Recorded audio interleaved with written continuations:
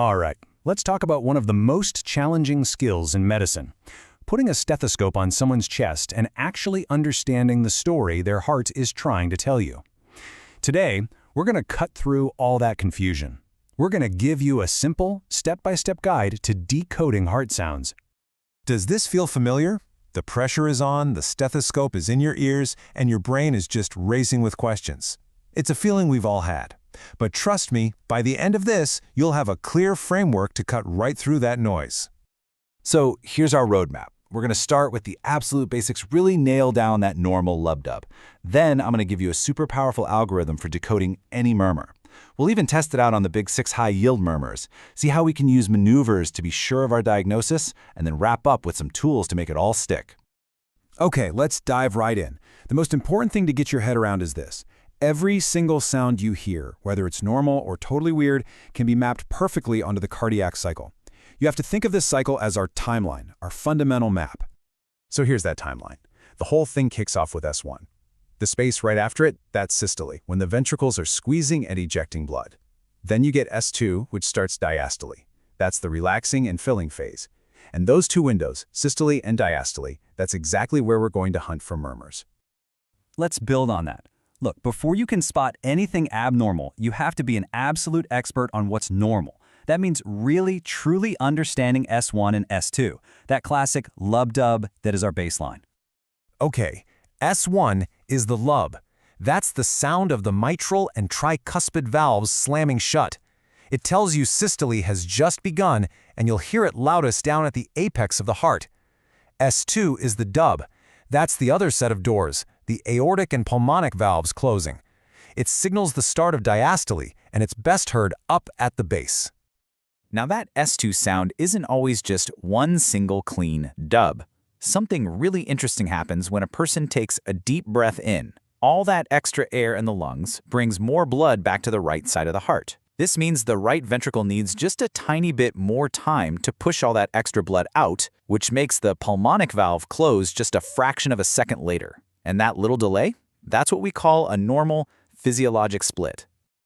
All right, now we get to the real powerhouse of this whole guide. I want you to forget about guesswork. This is a 7-step algorithm, a repeatable system that you can use to break down any murmur you ever come across. Here are the 7 steps. And listen, step 1 is by far the most important one, timing. Is the sound happening between S1 and S2? It's systolic. Is it between S2 and the next S1? It's diastolic. Getting this right immediately cuts your list of possibilities in half. From there, we just work our way down, looking at its shape, where it is, and all the other key clues. So let's talk about shape for a second, because the shape tells you about the physics of what's happening. A diamond shape, what we call crescendo decrescendo, means blood is being forcefully ejected through a really tight, stiff valve. It goes from quiet to loud and back to quiet. But if you hear a flat, constant sound, holosystolic, that means blood is continuously leaking backward or regurgitating through a valve that's supposed to be shut. Okay, so we have our new tool. Now it's time to put it to the test. We're going to apply our murmur decoder algorithm to the 6 most common, most important murmurs you need to know cold. So here's a quick cheat sheet. And just look at this. Notice how just knowing the timing, systolic versus diastolic, immediately splits this group in two. Aortic stenosis and mitral regurgitation are systolic. The other two are diastolic. This is why step 1 is so incredibly powerful. All right, first up, you're examining a patient and you hear this exact sound. Let's run it through our algorithm. Step 1, timing. It's systolic. Step 2, shape. Crescendo decrescendo. Step 4, radiation. It's going up to the carotids. And step 5, quality. It's harsh. When you put all those clues together, they point to one and only one diagnosis: aortic stenosis. And it all fits the classic picture, right? The patient is usually older, and they might have that classic sad triad: syncope, angina, and dyspnea, especially when they exert themselves.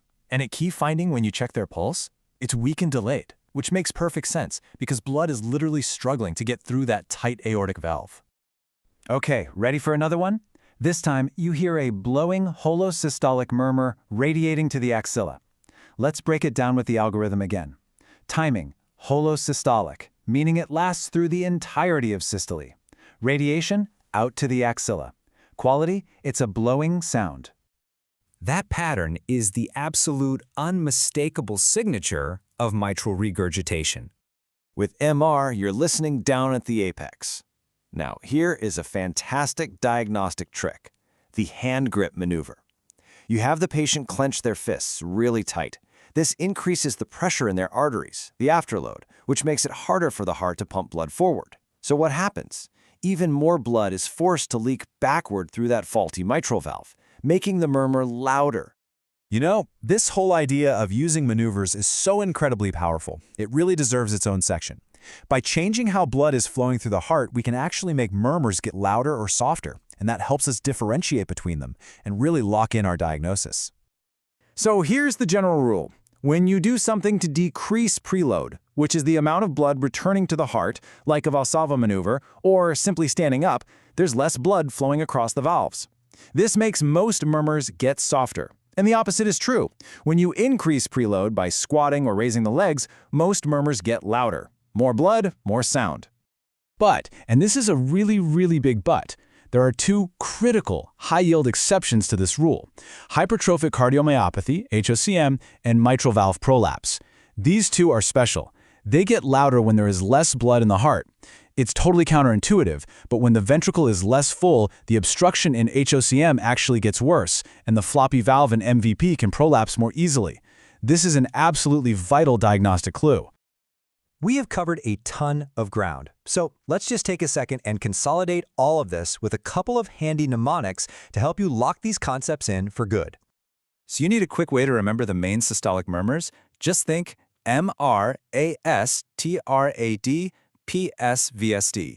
That stands for mitral regurgitation, aortic stenosis, tricuspid regurgitation, pulmonic stenosis, and VSD. It's just a super fast way to build out your differential when you know for sure that a murmur is systolic. And this really brings everything together, and it shows why this skill isn't just for passing exams. Imagine a young athlete has a murmur. You ask them to do a Valsalva, and that murmur gets louder. Based on what we just learned, your brain immediately suspects HOCM. Now you know what it is, but the really critical question is this: do you know why missing this diagnosis could be catastrophic? Because that's where this knowledge goes from being academic to saving lives.